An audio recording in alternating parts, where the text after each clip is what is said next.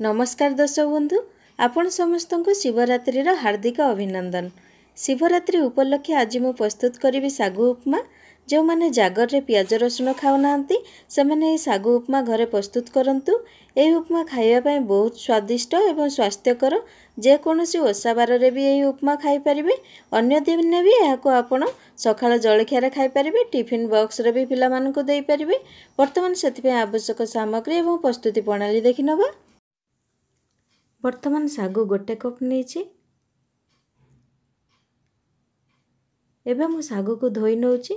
देखंतु एभली हाथ रे चकटिकी धोई नेबे। सागूर पाउडर पानी भल भावे बाहर करि नेबे।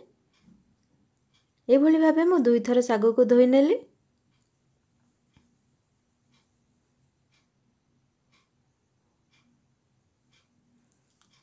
सागू धोई सारा पर भल से पानी निगाड़ी देबे। जो मापरे सागू नहीं ताठू टिके कम पानी नेबे। बेसी पानी नहीं कि सागू को भिजेबे नहीं, बेसी भिजी जीवो। उपमा कला बेले लागी लागी जीवो। देखंतु सागू एभली गोटा गोटा रहिछि। सागू धोई सारा पर मु 7 घंटा पय भिजेकी रखिथिली। बेसी समय भिजाइकी रखिबेनी कि बेसी पानी देबेनी। देखंतु 7 घंटा पर रखिला पर सागू एभली गोटा गोटा रहिछि।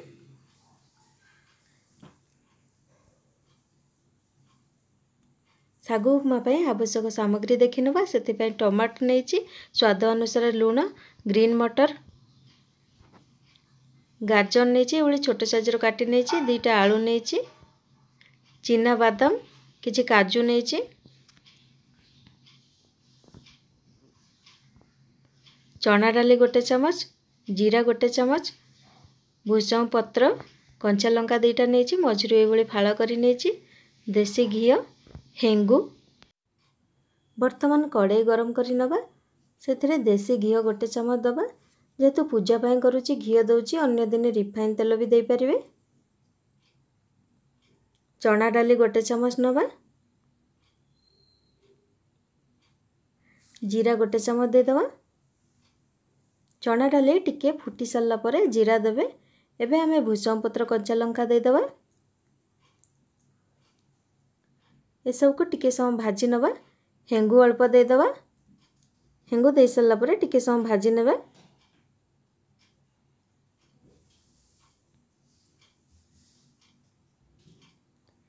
एबे हमें चीना बादाम काजू को भाजी नबा।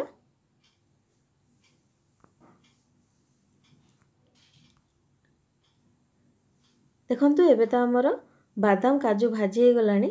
एबे हमें एहा को खोली नबा।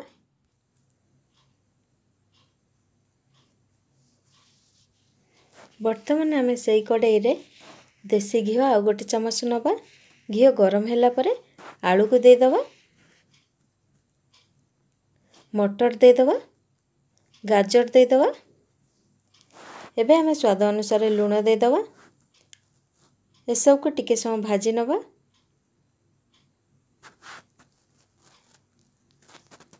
घी रे गोटे मिनिट भाजिला परे 3-4 मिनिट पय धीमा आंच रे घोड़नी दे दबा। देखंतु 3-4 मिनिट परे ए सब सिझी आसलानी। एबे हमें काटिकी रखिथिबा टमाटो दे दबा। टमाटो को परिवा सहित टिके भाजी नबा।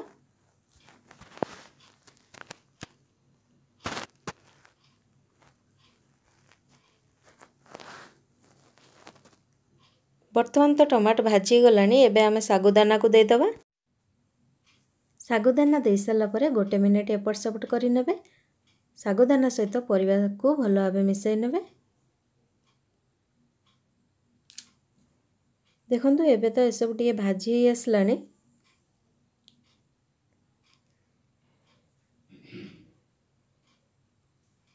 एबे हमें भाजी की रखिथिबा सामग्री को दे दबा।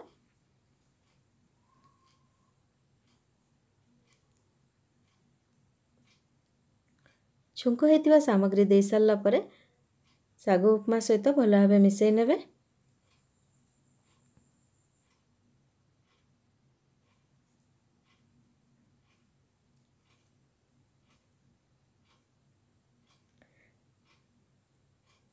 देखंतु एबे तो हमर सागू उपमा हे गलानी। एबे हमें गैस बंद कर नबा।